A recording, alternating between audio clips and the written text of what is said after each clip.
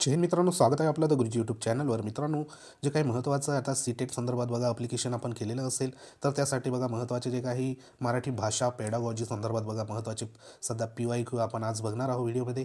तर या ठिकाणी बघा महत्त्वाचे जे काही पेपर 1 आणि 2साठी या ठिकाणी बघा महत्त्वाचा जो विषय आहे, तर त्याच्यामध्ये मराठी भाषेमध्ये बघा पेडागॉजी असते.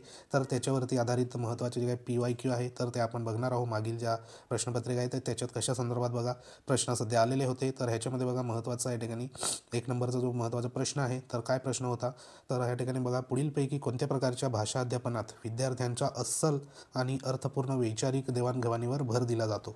तर या ठिकाणी बघा महत्त्वाचा आपण जेव्हा प्रश्नपत्रिका सोडवत असतो, तर त्या ठिकाणी बघा जे काही प्रॉपर जे प्रश्न असतो, तर तो प्रश्न आपण या ठिकाणी बघा काळजीपूर्वक वाचायचा असतो.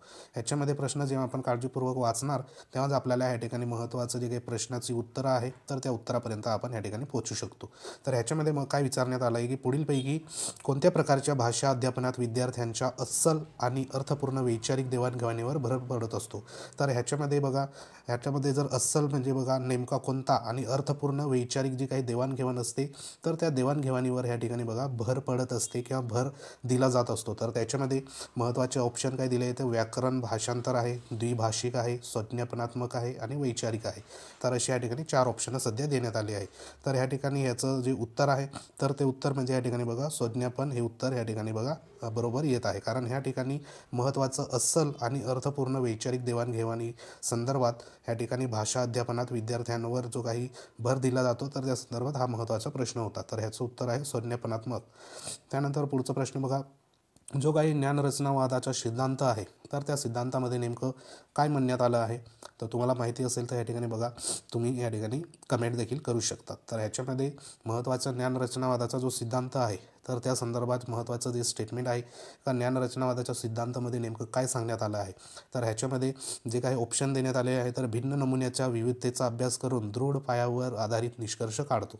त्यानंतर 2 नंबरचे विद्यार्थी त्याचे स्वतःचे जगाचे आकलन आणि ज्ञान घेतलेले अनुभवातून आणि अनुभवावर चिंतन करून साध्य करतात. 3 नंबरचा आहे विद्यार्थ्यांना शिक्षकाची मदत मिळते आणि ते स्वतःच्या सिद्धांताचे संशोधन व निर्मिती करण्यासाठी विविध माध्यमातून त्याचा वापर करतात. 4था नंबरचा आहे डी ऑप्शन, तर त्याच्यामध्ये स्वतःची अध्ययन साधने तयार करून प्रत्यक्ष अनुभव मिळवतात. तर ह्याचा नेमकं जो ऑप्शन आहे, तर तो कोणता आहे, तर ह्याचा जो ऑप्शन आहे, तर तो आहे या ठिकाणी बघा 2 नंबरचा म्हणजे बी ऑप्शन या ठिकाणी बरोबर आहे. तर बी ऑप्शन का बरोबर आहे, तर ह्याच्यामध्ये जे काही ज्ञानरचनावाद म्हणजे जो काही ज्ञानरचनावादचा सिद्धांत आहे, तर त्याच्यामध्ये महत्त्वाचं विद्यार्थी त्याचे स्वतःचे जगाचे आकलन आणि ह्या ठिकाणी बघा ज्ञान घेतलेल्या अनुभवातून आणि त्याच्या अनुभवावर चिंतन करून साध्य करतात. म्हणजे या ठिकाणी ज्ञानरचनावादाच्या सिद्धांतामध्ये काय म्हटलेलं आहे, की महत्त्वाचं आकलन, त्यानंतर बघा त्या आकलनासंदर्भात ज्ञान घेतलेल्या अनुभवातून त्या अनुभवावर चिंतन करून सध्या जे कार्य असते ते या ठिकाणी बघा साध्यही करत असतो विद्यार्थी. तर अशा पद्धतीने ज्ञानरचनावाद सिद्धांतामध्ये सध्या सांगण्यात आलेलं आहे. त्यानंतर बघा 3 नंबरचा प्रश्न आहे, विद्यार्थ्यांच्या चुकीच्या प्रतिसादावर शिक्षक सकारात्मक पुनर्दृढीकरणातून उत्तर देतात. यातून शिक्षकाचे कोणत्या गोष्टीचे आकलन दिसून येते, असा महत्त्वाचा प्रश्न हा सध्या देण्यात आलेला आहे. तर ह्याच्यामध्ये ऑप्शन बघा, भाषिक विकासाला चालना देणे, विद्यार्थ्यांना नकारात्मक भावनिक प्रतिक्रिया या ठिकाणी समजवणे, अध्यापनाच्या विविध पद्धतीचा समावेश करणे, बोधात्मक विकासाला गती देणे. तर ह्याच्यामध्ये नेमकं काय उत्तर असेल, तर या ठिकाणी प्रश्न आधी समजून घ्या. का जो काही विद्यार्थ्यांच्या चुकीच्या प्रतिसादावर म्हणजे या ठिकाणी एखाद्या विद्यार्थ्याने चुकीचा प्रतिसाद या ठिकाणी बघा दिला, तर शिक्षक ह्या ठिकाणी बघा सकारात्मक पुनर्दृढीकरणातून उत्तरे देतात. यातून शिक्षकाचे कोणत्या गोष्टीचे आकलन या ठिकाणी बघा दिसून येते. तर ह्याच्याचं उत्तर जे आहे, तर ह्याचे उत्तर बघा बी उत्तर ह्या ठिकाणी आपल्याला सांगता येईल. तर ह्याच्यामध्ये विद्यार्थ्यांना नकारात्मक भावनिक प्रतिक्रिया या ठिकाणी बघा समजावणे, तर हे उत्तर 3 नंबरच्या ह्या प्रश्नाचं उत्तर आपल्याला सांगता येईल. त्यानंतर बघा 4 नंबरचा प्रश्न आहे, जेव्हा तुम्ही वर्तमानपत्रातील बातमी बारकाईने वाचतात तेव्हा वापरलेले वाचन तंत्र कोणते, अशा संदर्भात महत्त्वाचा 4चा प्रश्न आहे. तर ह्याच्यामध्ये तुम्ही तंत्र शिकले असाल, तर त्याच्यामध्ये बघा महत्त्वाचं या ठिकाणी ऑप्शन देण्यात आलं आहे, सारग्रहण असेल, विस्तारित असेल, सखोल असेल, त्यानंतर क्रमवीक्षण. तर अशा पद्धतीने हे 4 ऑप्शन देण्यात आले आहे. तर ह्याचं जर उत्तर जर काढायचं राहिलं तर ह्याचं उत्तर बघा, ह्याच्यामध्ये क्रमवीक्षण हे उत्तर ह्या प्रश्नाचं या ठिकाणी म्हणता येईल. कारण ह्या ठिकाणी बघा प्रश्न काय होता का जर आपण एखाद्या वर्तमानपत्रातील जी बातमी असते तर ती बातमी बारकाईने म्हणजे या ठिकाणी जी काही सध्या बातमी असते तर त्याच्यातला एक ना एक या ठिकाणी बघा पॅरेग्राफ आपण बारकाईने आणि लक्ष देऊन वाचत असतो, तेव्हा आपण त्या ठिकाणी कोणतं तंत्र वापरत असतो तर ते आहे क्रमवीक्षण हे तंत्र आपण त्या ठिकाणी वापरत असतो. त्याच्यामध्ये महत्त्वाचं या ठिकाणी सारग्रहण त्या ठिकाणी आपण करत नाही, त्यानंतर विस्तारित देखील त्या ठिकाणी करत नाही, कारण आपण एखादी बातमी ही बारकाईने वाचत असतो. त्यानंतर सखोल वाचन देखील या ठिकाणी बघा होत नाही, तर त्याच्यामध्ये क्रमवीक्षण या ठिकाणी आपल्याकडनं महत्त्वाचं तंत्र वापरलं जातं आणि त्याच्यामुळे आपण त्या ठिकाणी वर्तमानपत्रामध्ये बारकाईने या ठिकाणी वाचत असतो. त्यानंतर बघा 5 नंबरचं प्रश्न देण्यात आला आहे की भाषा शिकवण्यासाठी जो काही या ठिकाणी सध्या जे शास्त्रज्ञ होऊन गेले आहे तर त्यांचं संदर्भात आहे. तर भाषा शिकवण्यासाठी वागोत्स्कीच्या दृष्टीने सर्वात महत्त्वाचा घटक कोणता आहे? तर ह्याच्यामध्ये ऑप्शन देण्यात आले आहे. ए ऑप्शन शब्दकोश, बी पाठ्यपुस्तक, सी रेडिओ आणि डी सामाजिक अभिसरण. तर आता ह्याच्यामध्ये जे महत्त्वाचा जो शास्त्रज्ञ होऊन गेला आहे वागोत्स्की, तर त्याच्या म्हणण्यानुसार या ठिकाणी बघा भाषा शिकण्यासाठी सर्वात महत्त्वाचा घटक कोणता त्यांच्या दृष्टीने, तर ह्याचं उत्तर काय म्हणता येईल? तर ह्याचं उत्तर आहे या ठिकाणी 4 नंबरचं म्हणजेच डी ऑप्शन या ठिकाणी येणार आहे. सामाजिक अभिसरण हे जे आहे ते भाषा शिक्षणासाठी महत्त्वाचं या ठिकाणी बघा दृष्टिकोनाचा या ठिकाणी एक घटक आहे असं संबंधित जे काही वागोत्स्की हे जे काही शास्त्रज्ञ आहे तर ते यांचं म्हणणं या ठिकाणी आहे.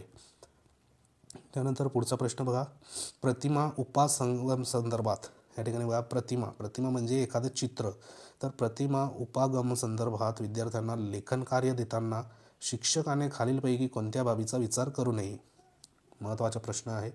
प्रतिमा म्हणजे काय, तर एखादं चित्र असतं, तर त्या चित्रासंदर्भात उपागम संदर्भातील विद्यार्थ्यांना लेखन कार्य देताना शिक्षकाने खालीलपैकी कोणत्या बाबीचा विचार या ठिकाणी बघा करू नये असं या ठिकाणी म्हणण्यात आलं आहे. म्हणजे करू नये या ठिकाणी प्रश्न व्यवस्थित वाचायचा. तर ह्याच्यामध्ये महत्त्वाचे ऑप्शन देण्यात आले आहे. तर पहिला ऑप्शन आहे मुद्रित शोधन, आराखडा देणे, श्रुतलेखन आणि बुद्धिमंथन. तर अशा पद्धतीने या ठिकाणी 4 ऑप्शन आहे. तर ह्याच्यामध्ये जे महत्त्वाचं या ठिकाणी ऑप्शन बघा, तर याच्यामध्ये जे उत्तर आहे तर ते उत्तर आहे महत्त्वाचं या ठिकाणी श्रुतलेखन. कारण या ठिकाणी बघा प्रतिमा उपागम संदर्भात या ठिकाणी बघा विद्यार्थ्यांना लेखन कार्य देताना शिक्षकाने खालीलपैकी कोणत्या बाबीचा विचार करू नये असं म्हटलं आहे. म्हणजे एखादी प्रतिमा दाखवली, एखादा फोटो दाखवला, चित्र दाखवलं आणि त्यांना या ठिकाणी बघा लेखन कार्य त्या ठिकाणी दिलं, तर त्या ठिकाणी आपल्याला हे महत्त्वाचं ते प्रतिमा बघून या ठिकाणी मुद्रित शोधन देखील ते करू शकतात. कारण अशा पद्धतीने एखादी समजा प्रतिमा असेल तर ह्या प्रतिमा कशा पद्धतीने या ठिकाणी मुद्रित केलेली आहे म्हणजे कशा पद्धतीने बनवलेली आहे तर ते देखील आपण या ठिकाणी त्याच्यामध्ये शोधू शकतो. त्यानंतर बघा बुद्धिमंथन देखील आपण करू शकतो, म्हणजे ही प्रतिमा कशा संदर्भात आपल्याला सध्या माहिती देत आहे त्याबद्दल आपण जे काही बुद्धिमंथन चिंतन असेल ते देखील करू शकतो. पण ह्या ठिकाणी बघा श्रुतलेखन जे आहे तर ते श्रुतलेखन संदर्भात ह्यापैकी जी काही बाब आहे त्याचा विचार ह्याच्यामध्ये आपण करू शकत नाही. तर ह्या संदर्भात महत्त्वाचं जे ऑप्शन आहे तर ते आहे श्रुतलेखन ह्या प्रश्नाचं उत्तर आहे. त्यानंतर बघा पुढचा प्रश्न घेऊया, भाषेचा अभ्यासक्रमात साहित्यिक मजकुराचा समावेश करण्याच्या दृष्टीने खालीलपैकी कोणती बाब सर्वात कमी महत्त्वाची आहे?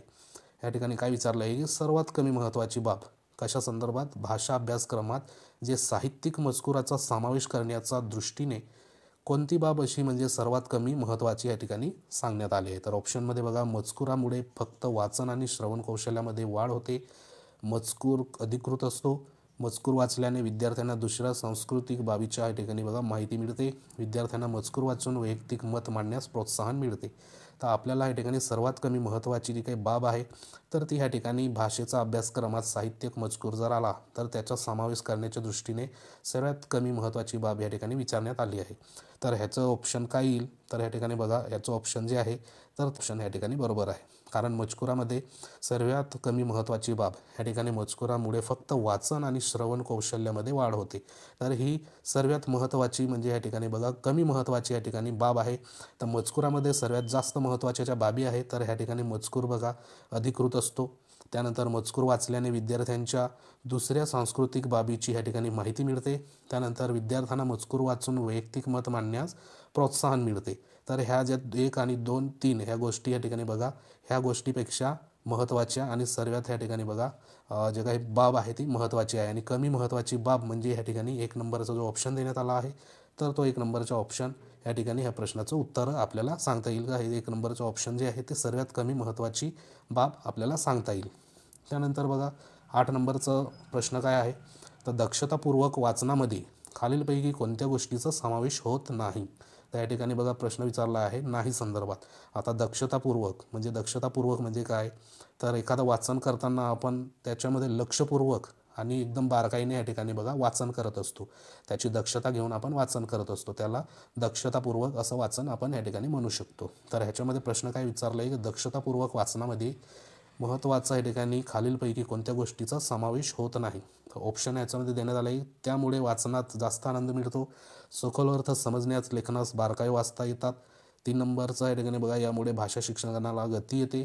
4 नंबर असे वाचन म्हणजे संपूर्ण पुस्तकाचा सारांश समजून घेणे।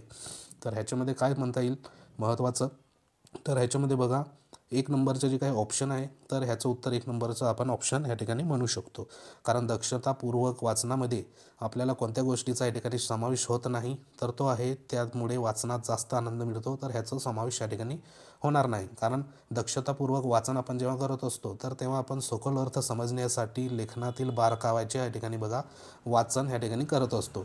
यामुळे काय होते की भाषा शिक्षणाला या ठिकाणी गती मिळते आणि असे वाचन म्हणजे संपूर्ण पुस्तकाचा सारांश समजून घेणे असा या ठिकाणी बघा दक्षतापूर्वक वाचनाचा ह्याच्यामध्ये समावेश होत असतो। आणि ज्याचा समावेश होत नाही त्यापैकी जी महत्त्वाची घटना आहे किंवा घटक आहे तर तो त्या वाचनामुळे जास्त आनंद या ठिकाणी बघा मिळत नाही। तर हे ऑप्शन क्रमांक 1 या ठिकाणी उत्तर आपल्याला म्हणता येईल।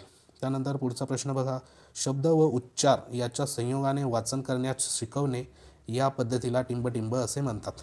म्हणजे जे काही शब्द आणि उच्चार, कारण या ठिकाणी बघा 2 आहे, एक आहे शब्द आणि दुसरा आहे उच्चार, तर ह्याच्या जर संयोगाने म्हणजे ह्या दोघांचं एकत्र मिलन झाल्याने जेव्हा आपण वाचन करण्यास शिकवणे या पद्धतीला टिंबटिंब पद्धती असे म्हणतात। तर ह्याच्यामध्ये जे काही प्रमुख पद्धती देण्यात आल्या आहे तर त्याच्यामध्ये बघा प्रत्यक्ष पद्धत असेल, संपूर्ण भाषा असेल, खंडित भाषा पद्धत असेल, उच्चार पद्धती असेल।